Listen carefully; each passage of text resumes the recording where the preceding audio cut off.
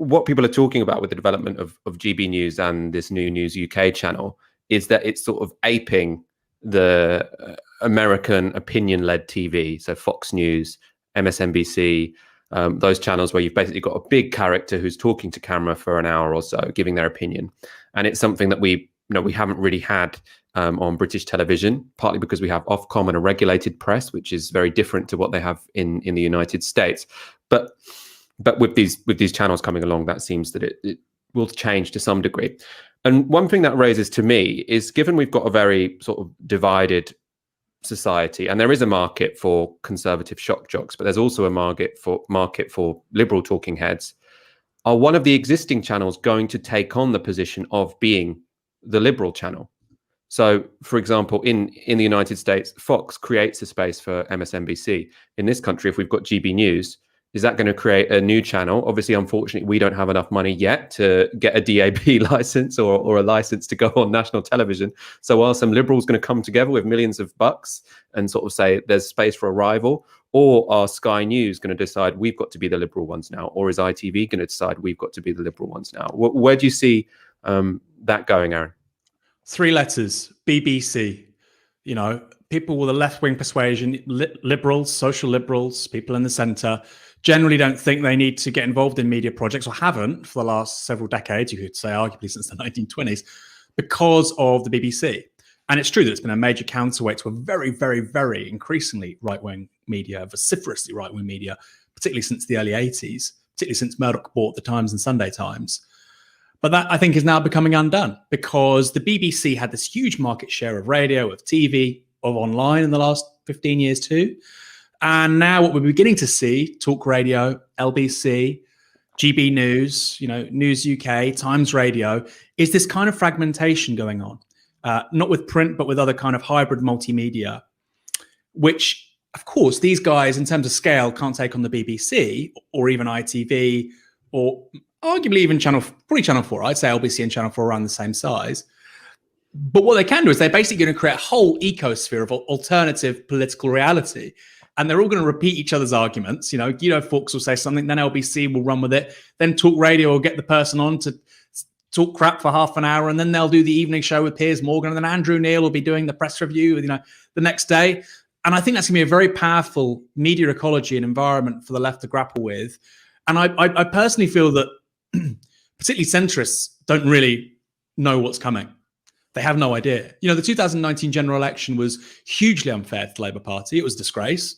You hear Labour politicians time and time again saying we deserve to lose. I mean, in a sense, of course, because it's the will of the people. But at the same time, in terms of how the media influenced the outcome, it's never been that bad. That's before talking about various Facebook groups which were funded through all manner of shady ways. But my God, get ready, because 2024 will be even worse than 2019. Those organizations like Leave.eu and, Brexit Central, those were kind of marginal Facebook groups in 2016. By 2024, those are going to be really big media outlets, parroting effectively the same kind of arguments.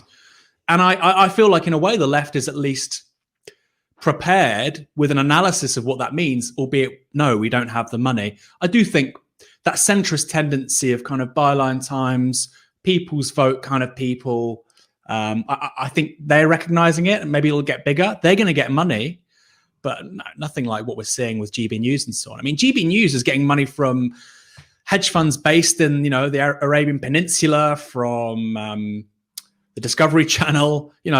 Andrew Neil's got sort of contacts which go back decades in the media industry. So it's going to get really, really ugly, Michael. And perhaps you're right. Maybe that means that ITV now have an opportunity to pivot more towards a younger millennial audience. The problem for them is they're all online. They're not watching as much television as older people. So it's a really pressing challenge. For outlets like ourselves, that's great, because, we have an expanding audience, because younger people are moving towards more progressive arguments. Fantastic. But no, I think for the next 5 years, it's going to get worse before it gets better. I think that's probably a safe bet.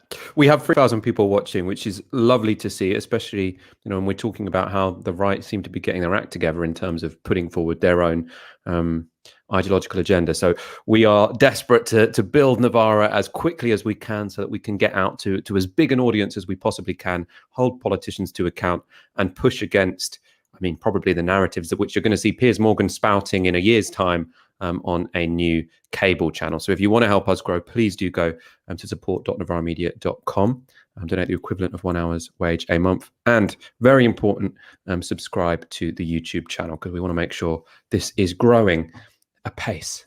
A couple of comments as well. Raji Adi with $4.99, thank you very much. Good riddance, Piers Morgan. Have to see more diverse and professional journalists on TV. Wholly agree. Ishtak with $4.99. Ash on a new Big Breakfast show for Channel 4. She would be so good at that. Although she would also be so good at Good Morning Britain. I think Ash is a very versatile broadcaster, so I think could host actually most shows. Newsnight, Good Morning Britain, The Big Breakfast. I don't know, Michael. Can I just say I kind of disagree with that. Really? I don't know. Why would she? Newsnight's really boring. 500,000 people watch it. Ash should be hosting something which has got like 3 million people watching. I think that's insulting to Ash. I think she has mass appeal. Because she does this thing of bringing together high and low brow really, really well. She can get the most kind of, I hope she doesn't mind me saying this, kind of, quite, how can I put this? Carnal jokes and, sexual innuendo or whatever, with really, really, really high theory. And very few people do that. And she does it in a way which is, my God, this show is basically becoming an advert for Ash Sarkar. We should become her agents. Let's just turn Novara Media into an agency for Ash Sarkar. But my point is, Michael, I don't think she would excel at just like serious Ash Sarkar doing Newsnight. 500,000 people are watching. Oh, here's Donald Trump's spokesperson. I'm going to savage you and show everybody how stupid you are. She might do that, the kind of Emily Maitlis one-dimensional thing. Ash Sarkar, Michael, she should be doing 5-6 million people watching shows. And yeah, Good Morning Britain isn't that. But it has that mass appeal, which Newsnight doesn't have. BBC Question Time doesn't have. I think she could be a very popular broadcast figure. Yeah, I wholly agree. And I'll apologize to Ash after the show for suggesting that she would lower herself to hosting Newsnight. We're going to go on to our next story.